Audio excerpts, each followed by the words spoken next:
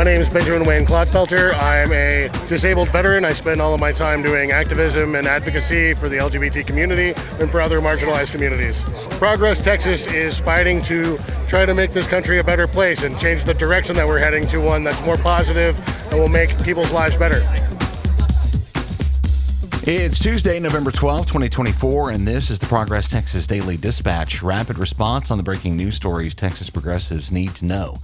I'm Chris Mosier. The mass deportation operation that's been promised by Donald Trump will likely be centered right here in Texas, so it's unsurprising that a buddy of Governor Greg Abbott is looking likely to head up that effort here. Benjamin Warmond at the Houston Chronicle says Tom Homan, an immigration hardliner with prior experience as the head of U.S. Immigration and Customs Enforcement, or ICE, is set to become Trump's border czar, a title that was made up to smear Kamala Harris rather than an actual position until now.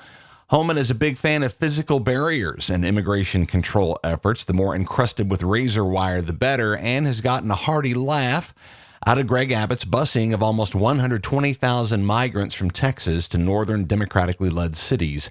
During the Biden years, Homan has been a visiting fellow at the Heritage Foundation, the conservative think tank behind the controversial Project 2025 blueprint that calls for reshaping the federal government to better impose the whims of Donald Trump upon the American people.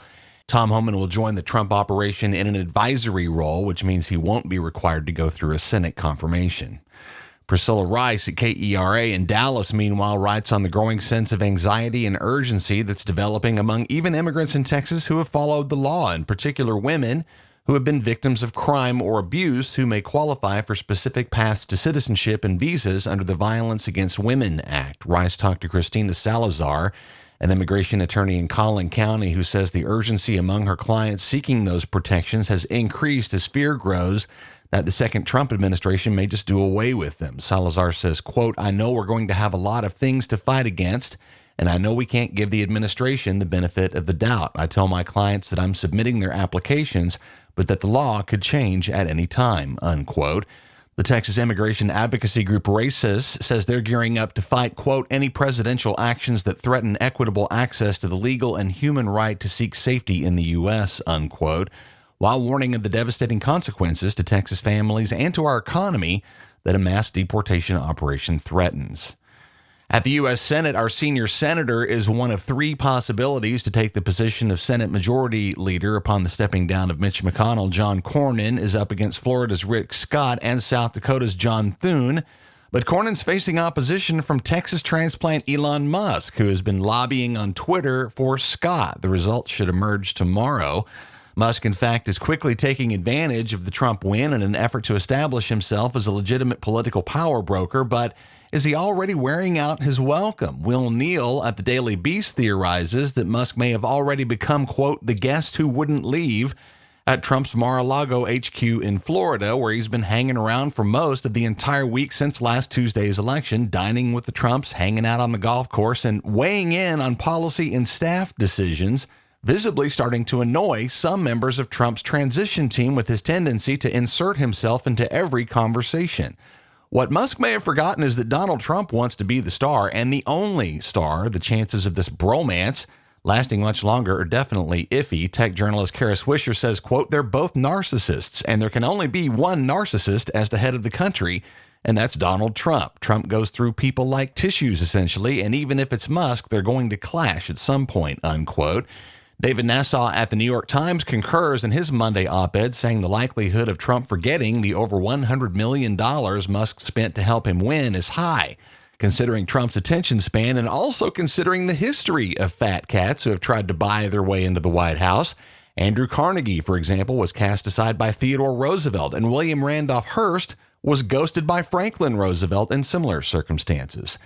Elon Musk's role in our country's troubling political direction reminds me of where the great Molly Ivins had arrived in her thinking not long before her far too early death, and that is that the divide in our country is not between the left and the right, but between the top and the bottom. Zoe Williams at The Guardian writes on this moment when tech billionaires appear to be in the driver's seat on so many levels, writing that Musk and his ilk don't just think they're better than the rest of us, They actually hate us, building bunkers on private islands in preparation for future cataclysms rather than investing in preventing those disasters. Williams writes, quote, "This is an open secret now.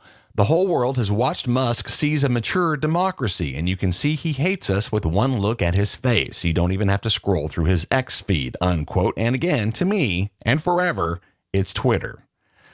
To wrap, and back to Texas, another harsh read, but one that provides necessary soul-searching for Texas progressives and Democrats. Sam Russick at the New Republic unpacks the Call an All Red campaign, which is now just another entry in a long string of Democratic losses in Texas amidst similar optimism, finding that All Reds run to the right of Joe Biden and an over-reliance on social media and traditional media may have played into his underperformance. This is not a comfortable read, and at Progress Texas, we're not about finger-pointing. While there's plenty of that in this article, but as we've said, it's important for all of us to take a close look at where we are and how we got here. Link in the show notes. Donald Trump's win has a great many Texans worried about the future, wondering what action they can take personally, and in many cases in communities feeling quite isolated and alone as a progressive. If you're feeling that way, we remind you that you are not alone, and we'd love to see you actually at one of our upcoming holiday parties for this year. Austin, December 3rd, and Dallas on December 16th. These are both fundraising events for the fight beyond this election and into the next Texas legislative session. We need your help more than ever to continue our important work, and you could use a good hang with folks who feel like you do. We'd love to see you. Individual tickets for these fundraisers are only $50. They're on sale now. See the link in the show notes. Thanks so much to Progress Texas board member Scott Elphinstone and the Honorable Adam Swartz for their holiday party contributions. We look forward to seeing both of y'all. The tough reality is our funding at Progress Texas is rarely reliable enough to plan much more than a quarter or two ahead, while the long game that our opponents are playing is funded by oil billionaires and religious right-wing activist groups. At present, we do not have sufficient funding for the crucial upcoming 2025 legislative session. Our listeners form a key component of our funding here at Progress Texas, so if you're a regular and you like what we do, we could use your support as a monthly contributor. No amount is too small. Go to progresstexas.org/donate. Thanks to Larry Russell, Jeffrey Learman, and Sandra Seifert, all of whom have joined the team lately.